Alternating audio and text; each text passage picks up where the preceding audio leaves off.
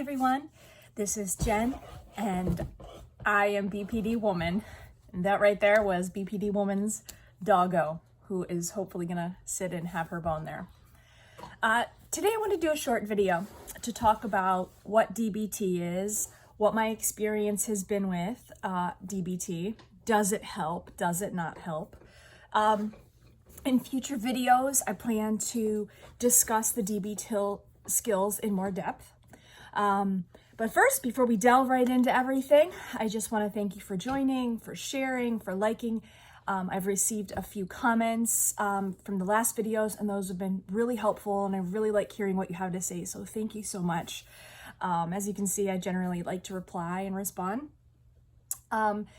If you like, please subscribe, like, or share. So let's get into it. Again, my name is Jen. I am not a therapist, a psychologist, a PhD. I do not practice life coaching, none of those things. However, I have lived with, managed with, read on, researched, and done extensive therapy and DBT over the last 20 years to manage my borderline personality disorder, or as we call it, BPD. So let's just start into a few basics. What is DBT? What does it stand for? Dialectical behavior therapy is a treatment that was crafted in the early 90s by Marsha Linehan, who herself has managed her own BPD over the course of her life. And it is based on 4 different modules, each lasting about 12 weeks long. And the modules are designed to help give those with borderline personality disorder perspective, skills, crisis tools, and interpersonal management ideas so that they can have more effective, less disruptive lives. So those 4 modules are mindfulness, interpersonal effectiveness, emotional regulation, and distress tolerance. Let's go with some of the basics. What does it cost? The answer is a lot. It's not cheap. That's the con. Here's the pro. The pro is that it is now widely available in big cities. You know, I moved to the area that I live in, which is a rather large metropolitan area, about 20 years ago. At that time, I could count on one hand the number of centers or psychologists that were experts in the fields of dialectical behavior therapy. Most people wouldn't even know what that was. And in most therapy settings is CBT, which is cognitive behavioral therapy. At that time, it was few and far between. There were often extensive wait lists to get into these courses. They were often very small grouped. And I remember I had to drive like 25 miles several times a week to get one. So now there is an explosion of research on borderline, which brings with it an increase in growth into DBT. And the last time that I was in a DBT course was about 3 years ago. And at that time, it was quite easy. I mean, I could have listed myself into 5 different groups. Now, of course, with some of those, there are wait times. And of course, as I mentioned, there's also a heavy financial component, which I'll talk a little bit about how to manage. So that's the good news. Why is it so expensive? Well, it is a very intensive course, which requires quite a bit of commitment from you if you decide that you want to take DBT. As I said, each module I believe is about 12 weeks, so 12 times 4. Is that right? I could be wrong. Please don't quote me on how long the each module is, but it's at least 8 weeks. So you're talking about the better part of a year, 6 months to a year. And in that 6 months to the year, you go to 90-minute classes 2 times a week. And in true DBT, you are also required to see a DBT psychologist, preferably, or another therapist. The benefit of seeing a DBT psychologist is that they are experienced, well-versed, not only in personality disorders, but also in the DBT therapy. So I don't know that it would be much of a benefit to you to be involved in DBT and then have a therapist who maybe only specializes in depression. So now that's kind of why it costs so much, and also you're one-on-one with a psychologist, and basically someone that you can text with is basically on call for you. So yes, of course it's going to be expensive. The way that it's set up is that you get a book, a handbook, and in this handbook are for each module discussion points, description points, and homework exercises. Just like any class, you learn in the classroom, you practice outside of the classroom. And again, this is where the commitment comes. So be prepared to spend not only your money, but 6 months to a year of intensive commitment to this therapy. My experience, there have been, it's been recommended that you do all four modules, so one round of DBT one time, and then you do it back to back. So you repeat it twice. So you spend about 1 whole year in DBT. Why?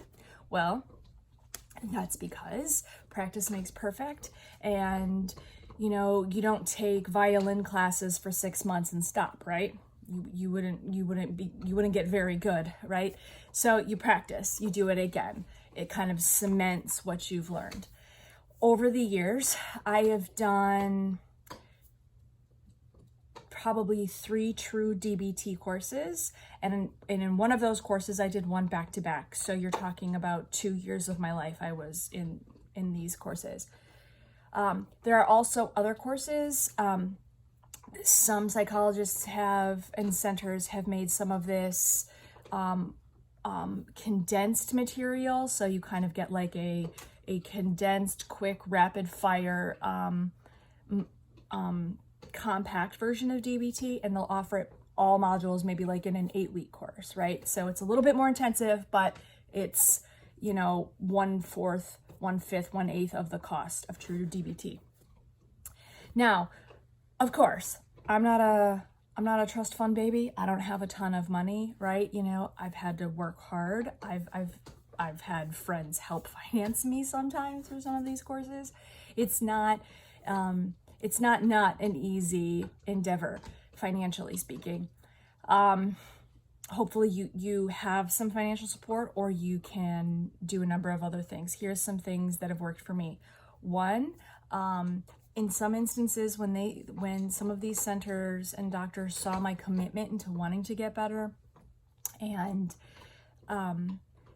saw that I was at every course and participating and did the homework and had something to say and was invested in my own recovery, they would offer me discounts, So instead of maybe paying $100 a session, I paid $50 or $25 a session. Another way to save money, as I mentioned, is kind of the compact, like do a smaller, which maybe is not even a bad idea. See if this therapy model works for you. The other way to kind of go about maybe saving some money is look into your local colleges. There is often a psychology component to these classes, to these colleges, and within those are students who are learning to be therapists and psychologists. I have found in some of the local colleges in this area, there have been psychologist and professor monitored courses that are primarily run and staffed with PhD students that will run DBT at a super reduced cost. We're talking $20 a session. You will not find that anywhere else. So that's another way. Now, of course, don't expect to just walk right in and get a asked to be given a discount likely will not happen. Of course, they need to get to know you first, just like taking your car to a mechanic. They won't initially give you a huge discount off of some labor, but maybe down the line, once they've seen that you're a loyal customer, they will. So, what are some other options if you can't afford DBT? Well, shoot, read everything that you can. There are so many books. Of course, Marsha Linehan has one. I highly recommend not only books by Dr. Daniel Fox, but I also recommend his YouTube channel. And I'll put a link down here. Dr. Daniel Fox has been on YouTube for a few years now. All he does is specialize in personality disorders. Now, he doesn't specifically talk about DBT, but he does talk about things like anger management, emotional regulation, the favorite person splitting. So I find that very helpful. Again, this is an alternative if you can't afford or you don't have DBT available to you.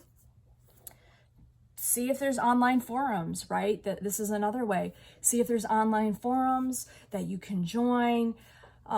Start your own, right? If not a DBT group, perhaps, at least a platform where you and others could maybe go through a workbook and discuss the skills, discuss how they've worked for you. Okay, so I've told you what DBT is, how to find it, what it costs, what it looks like up front. And now I'll tell you how it's helped me and do I recommend it? Yes, absolutely. I definitely recommend DBT. Listen, your personality is your personality, and a personality disorder is only maladaptive behaviors. So, it doesn't define you. And in certain behaviors can be changed. Now, the instinct is always there for me to, if someone's hurt me, respond badly to them, right? Cut them off, yell at them, swear at them, whatever. I always have to keep my anger in check, right? But there are also behaviors that I don't even have to think twice anymore, that don't even come onto my radar about how to control. For instance, I don't self-harm anymore. That's not an issue for me. I don't abuse drugs and alcohol anymore. I don't even think that way. I'm not like, sure, do I miss it? Sometimes. But I also know that I could never just have one. So I know that it got me into trouble. I don't do reckless behaviors, right? I don't drive very fast normally. I don't sleep around. I don't, engage in other risky behaviors. So yes, and learning these skills is not easy. That's something to tell yourself going into it. You're not going to get it on the first try. You may not get it on the second try. But by the third try, you're going to be like, oh yeah, I remember this. This is a lot easier for me to access. It has definitely improved my sense of mastery. It's definitely given me things in my toolbox on how to handle extreme stress. Now instead of, if I'm really upset, I would say 85% of the time, now if I'm really upset, I don't block someone. I don't say the first thing that comes out of my mouth. I don't yell at someone. Now I think about it. Now I stop myself. We talked a little bit about the stop technique the other day in one of the videos. Now I'll say, okay, you're super dysregulated. You are angry. This is not the time to make a decision. So let's just step back from this. Okay. So yes, I absolutely have seen an improvement in how I can relate to people, how I handle myself. Now going to work, I'm in business for myself now, going to work, maintaining that, not a problem. My reliability is 100%. Before, work, if I was having a super emotionally dysregulated day, I might call off work for a day or 2 days, right? Or I would just walk out of a meeting and they'd be like, what just happened, So yes, it's absolutely helped me. And I would recommend it to anyone. Now, Obviously, the point of therapy is not to be in therapy forever. You know, I wouldn't recommend being a lifelong in class kind of person. And everything won't be helpful that you learn in those classes, but a lot will. You know, remember along the way that most people don't give gold stars in therapy, and that you have to remind yourself, hey, I'm working really hard. I'm doing this better. You know, do that. Like, you know, once a week, like I'll take stock and I'll be like, you know, I used to handle this situation this way and now I handle it this way. And wow, that's great. Good for me. Because most people are not going to be able to do that for you. And if they do see an improvement, they may not say anything because it just doesn't occur to them that maybe they should say something. So remember, there are lots of opportunities out there. I find them very helpful. There's tons of free material out there. Again, I highly recommend Dr. Daniel Fox, and I'll put a link where you can find his YouTube channel down below. And I hope that you've enjoyed this video. Please, if you have any questions about DBT, please feel free to post them below. If you have any experiences with DBT, I'd like to hear them, how they've helped you, how it hasn't. Were you able to stick with it? And thanks as always. And again, in future videos, I'll go over some of the skills in DBT with some real life examples. All right, take care, and we'll see you next time. Bye-bye.